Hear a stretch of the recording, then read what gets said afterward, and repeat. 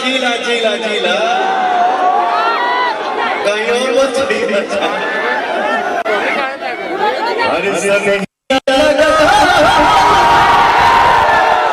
बहुत बात नहीं है।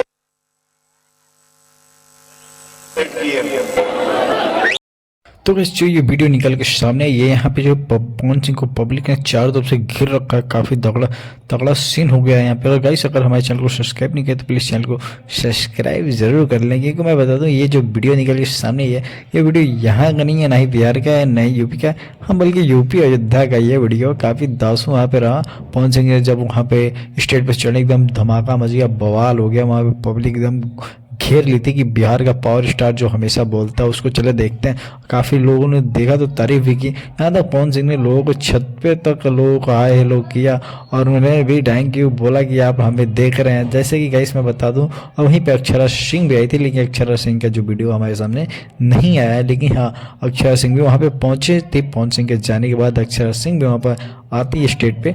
लेकिन गाइस मैं बता दूं पवन सिंह का ये जो वीडियो काफ़ी धमाकेदार रहा। और गाइस मैं बता दूं अभी तक हमारे चैनल को सब्सक्राइब नहीं किया तो जरूर कर लें। और वीडियो जो है ना काफ़ी मज़ेदार हुआ, कमेंट करके जरूर बताएं कि ये वीडियो आपको कैसी लगी। Thank you for watching. बाबा एक लाइक जरूर कीजिएगा।